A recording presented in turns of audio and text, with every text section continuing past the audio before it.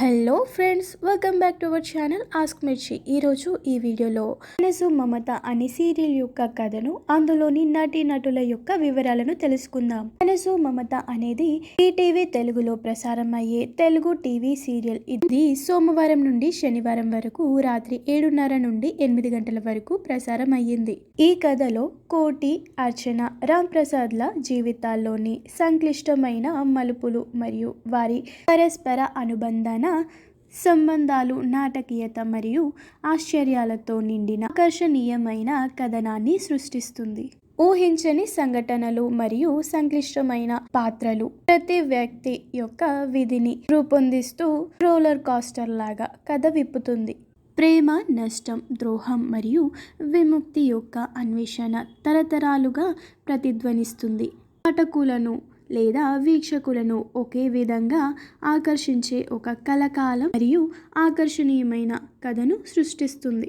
శ్రీ కోటేశ్వరరావు మరియు అతని కుటుంబీకుల పరిచయంతో కథ ప్రారంభమైంది. కోటి అని పిలువబడే శ్రీ కోటేశ్వరరావు చాలా ధనవంతుడు మరియు ఉన్నత స్థితిని కొనసాగించిన హర్షవర్ధన్ మార్గదర్శకత్వంలో పనిచేశాడు.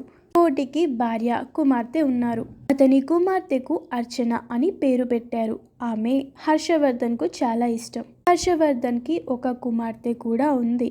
సౌందర్య అర్చనను అస్సలు ఇష్టపడదు మరియు అర్చన జీవితానికి ఇబ్బంది కలిగించడానికి ఆమె ఎప్పుడు ఏదో ఒకటి లేదా మరొకటి ప్లాన్ చేస్తుంది.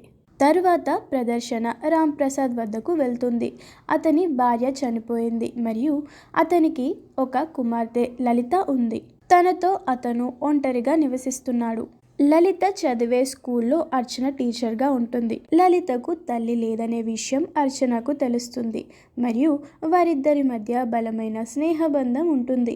ఆపై అర్చన రామ్ ప్రసాద్ని వివాహం చేసుకుంది మరియు అసంపూర్ణంగా ఉన్న కుటుంబం ఇప్పుడు పూర్తయింది మరియు ముగ్గురు కలిసి సంతోషంగా జీవిస్తారు.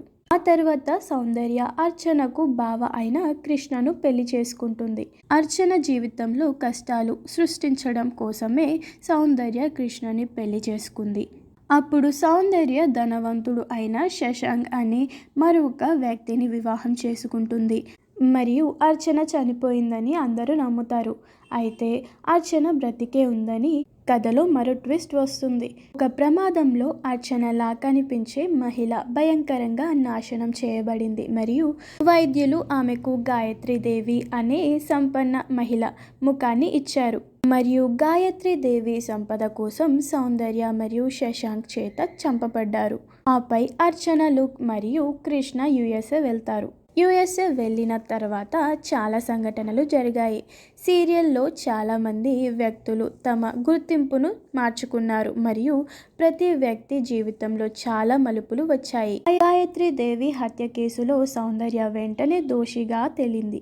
ఇప్పుడు ఎదిగిన లలిత అశోక్ని పెళ్లి చేసుకుంది. మరి అర్చన ఇప్పుడు ఓ అనాథ శరణాలయానికి ఓనర్. కృష్ణ కూతురు చందుకి కూడా కొన్ని అనారోగ్య సమస్యలు ఉన్నాయి. బ్రెయిన్ క్యాన్సర్తో బాధపడుతున్న ఆమె త్వరలోనే అది నయమైంది. ఇప్పుడు కావాలంటే బిడ్డను కనవచ్చని సూచించారు మరియు కథ సంతోషకరమైన మూడ్తో ముగుస్తుంది. ఫ్రెండ్స్, మీలో ఎంతమంది మనసు మమత సీరియల్కు ఫ్యాన్సో కింద కామెంట్ సెక్షన్లో తెలియజేయండి. ఫ్రెండ్స్, కింద ఇచ్చిన డిస్క్రిప్షన్ బాక్స్లో మా వెబ్సైట్ nettv4u.comలో మరిన్ని లేటెస్ట్ అప్డేట్స్ మీరు చూడవచ్చు. మా ఈ వీడియో నచ్చితే ఒక లైక్ చేసి షేర్ చేయండి. ఇలాంటి మరిన్ని అప్డేట్స్ కోసం మా ఛానల్ని వెంటనే సబ్స్క్రైబ్ చేసి పక్కనే ఉన్న గంట సింబల్ని నొక్కి యాక్టివేట్ చేసుకోండి. Thank you for watching.